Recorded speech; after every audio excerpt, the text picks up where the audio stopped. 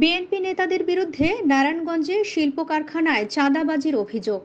সরকার পরিবর্তনের পর নারায়ণগঞ্জে শিল্প কারখানা সহ বিভিন্ন সেক্টরে ঝুট সন্ত্রাস ও চাঁদাবাজির হাত বদল হয়েছে।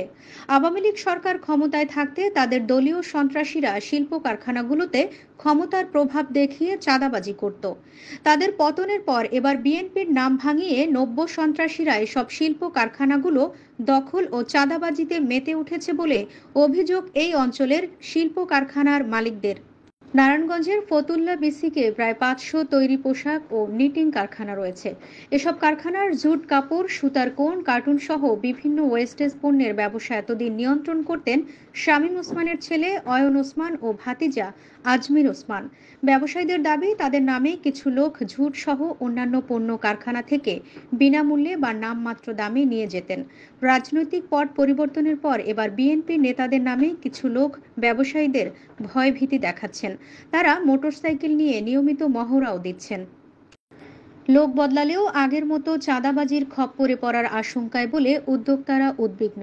আওয়ামী লীগ সরকারের পতনের পর রূপগঞ্জের একটি বস্ত্রকলে ৩৫ থেকে ৪০ জন তরুণ হানা দেয়। নিজেদের একটি রাজনৈতিক দলের পরিচয় দিয়ে কারখানার কর্মচারীদের তারা বলেন, এখন থেকে অন্য কারো কাছে কারখানার ঝুট বা ফেলনা উপকরণ বিক্রি করা যাবে না। বিক্রি করতে হলে তাদের সঙ্গে যোগাযোগ করতে হবে। যোগাযোগের জন্য ওয়ার্ড ও ইউনিয়ন পর্যায়ের ৬ জন নেতার নাম ও মুঠোফোন নম্বর লেখা একটি কাগজ দিয়ে আসেন তারা।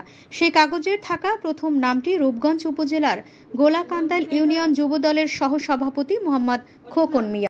তৈরি পোশাক শিল্প মালিকদের সংগঠন বিজিএমই এর জ্যেষ্ঠ সহসভাপতি আব্দুল্লাহিল রাকিব বলেন, ক্ষমতার পট পরিবর্তনের পর কারখানার ফটকে ফটকে একটি নির্দিষ্ট রাজনৈতিক দলের নেতাকর্মীরা ভিড় করছেন। ঝুট ব্যবসা নিয়ন্ত্রণ নিতে তৈরি পোশাক কারখানায় এমন ঘটনা বেশি ঘটছে। আবার ব্যবসায়ীদের কাছে ১৫ থেকে ২০ কোটি টাকা চাঁদা চাওয়ার ঘটনাও ঘটছে। এসব ঘটনা দুর্ভাগ্যজনক। তিনি আরও বলেন, আমরা চাঁদাবাজি বন্ধ চাই। তার জন্য মানসিকতার পরিবর্তন দরকার। চাঁদাবাজি বন্ধ করতে আমরা সদস্য কারখানাকে সেনাবাহিনীর স্থানীয় টিমের সঙ্গে যোগাযোগ করতে বলেছি, তারাও সহযোগিতা করছে।